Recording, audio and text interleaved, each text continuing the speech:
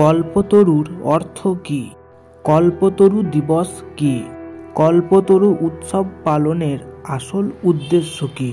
কল্পতরু এই শব্দটিকে ভালোভাবে লক্ষ্য করলে দেখা যাবে দুটি শব্দ, যথাক্রমে কল্প এবং তরু। এদের সমন্বয়ে গঠিত হয়েছে কল্পতরু শব্দটি, যেখানে কল্প অর্থে কল্পনা, চাওয়া, আকাঙ্ক্ষা, বাসনা, ইচ্ছা ইত্যাদিকে বোঝায় এবং তরু অর্থে গাছ, বৃক্ষ, উদ্ভিদ ইত্যাদিকে বোঝায়। অর্থাৎ কল্পতরু বলতে এমন এক বৃক্ষকে বোঝানো হয় যার সাথে কল্পনা, চাওয়া, আকাঙ্ক্ষা, বাসনা, ইচ্ছা ইত্যাদির সাথে সম্পর্কিত। এক কথায় এমনটা প্রচলিত আছে যে এখানে যা চাওয়া হয় তাই পাওয়া যায়, অর্থাৎ এখানে চাওয়া পাওয়াতে রূপান্তরিত হয়। অবশ্য এই কল্পতরু এর উৎপত্তি সম্পর্কে জানতে কিছুটা হিন্দু পুরাণে ফিরে যেতে হবে, যেখানে হরিবংশ ইত্যাদি পুরাণে এই কল্পতরু এর উল্লেখ রয়েছে। এখানে বলা হয়েছে দেবতা এবং অসুরদের মধ্যে যে সমুদ্র মন্থন হয়েছিল, সেই সমুদ্র মন্থন কালে অমৃত, লক্ষ্মী দেবী, ঐরাবত ইত্যাদির সাথে উঠে আসে একটি বৃক্ষ, যাকে পারিজাত বৃক্ষ বলা হতো। পরবর্তীকালে দেবরাজ ইন্দ্রের সেই বিখ্যাত নন্দনকাননে স্থান পায় এই পারিজাত বৃক্ষটি এবং সেখান থেকে স্ত্রী সত্যভামার আবদারে স্বয়ং শ্রীকৃষ্ণ পৃথিবীতে নিয়ে আসেন এই বৃক্ষ। পুরাণে এই পারিজাত বৃক্ষটিকে কল্পতরু বলা হয়েছে, অর্থাৎ এই সেই বৃক্ষ যা চাওয়াকে পাওয়াতে রূপান্তরিত করতে পারে বলে ধরে নেওয়া হয়। অবশ্য এখন যে কল্পতরু দিবস তথা কল্পতরু উৎসব পালন করা হয়ে থাকে তা মূলত ঠাকুর শ্রী শ্রী রামকৃষ্ণ পরমহংসদেবের মতাদর্শে বিশ্বাসী ও ভাবাদর্শে উপলব্ধিকারী ভক্ত শিষ্যদের দ্বারাই এই উৎসব পালিত হয়ে থাকে। কারণ এই কল্পতরু উৎসব বা কল্পতরু দিবস সরাসরি ঠাকুর শ্রী রামকৃষ্ণদেবের সাথে সম্পর্কিত।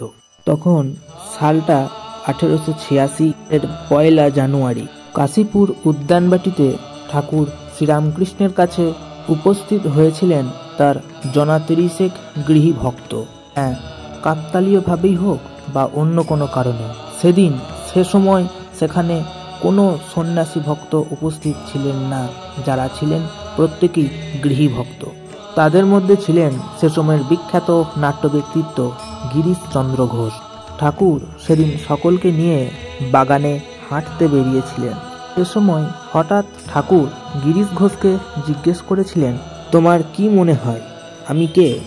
ঠাকুরের এই প্রশ্নে কিছুটা থমকে গিয়ে গিরিশ ঘোষ উত্তর দেন যে তিনি বিশ্বাস করেন ঠাকুর শ্রী রামকৃষ্ণ পরমহংস মানব কল্যাণের জন্য মর্তে অবতীর্ণ ঈশ্বরের এক অবতার। এই কথা শুনে ঠাকুর বলেছিলেন, আমি আর কি বলবো, তোমাদের চৈতন্য হোক। এরপরেই ঠাকুর সমাধিস্থ হয়ে তার প্রত্যেক শিষ্যকে স্পর্শ করেন এবং ঠাকুরের এই স্পর্শে তার অনুগামীদের মধ্যে সেদিন কিছু অদ্ভুত আধ্যাত্মিক অনুভূতি হয়েছিল। ঠাকুরের অন্যতম ভক্ত রামচন্দ্র দত্ত ব্যাখ্যা করে বলেছিলেন, সেদিন ঠাকুর রামকৃষ্ণ পরমহংস হিন্দু পুরাণে বর্ণিত কল্পতরুতে পরিণত হয়েছিলেন। এই রামচন্দ্র দত্তই এই দিনটিকে কল্পতরু দিবস নাম দিয়েছিলেন, যা পরবর্তীকালে কল্পতরু উৎসব হিসাবে পালিত হয়ে আসছে। এবং উল্লেখযোগ্যভাবে ঠাকুরের অন্যান্য বিশেষ উৎসবগুলির মধ্যে এই কল্পতরু উৎসব হলো অন্যতম, যা দীর্ঘ বেশ কয়েক দশক ধরে কাশীপুর উদ্যানবাটিতে এবং দক্ষিণেশ্বর কালীবাড়ি, যেখানে ঠাকুর দীর্ঘ সময় ধরে ছিলেন, সেখানেও এই কল্পতরু উৎসব মহাসমারোহের সাথে পালন করা হয়। পাশাপাশি বিভিন্ন রামকৃষ্ণ মঠ ও মিশনে এবং ঠাকুর শ্রী শ্রী রামকৃষ্ণ পরমহংসদেবের মতাদর্শ ও ভাবধারা অনুসরণকারী বিভিন্ন সংঘগুলোও যেমন এই উৎসব পালন করে থাকে, তেমনি বিশ্বব্যাপী বিভিন্ন বেদান্ত সোসাইটিগুলিতেও এই উৎসব বেশ ধুমধামের সাথে পালন করা হয়ে থাকে। বিশ্বের বিভিন্ন প্রান্ত থেকে ঠাকুরের ভাবধারায় অনুসরণকারী ভক্ত শিষ্যরা, এক কথায় ঠাকুরের অনুগামীরা এই দিনটিতে উপস্থিত হন এই কল্পতরু উৎসব পালনের উদ্দেশ্যে।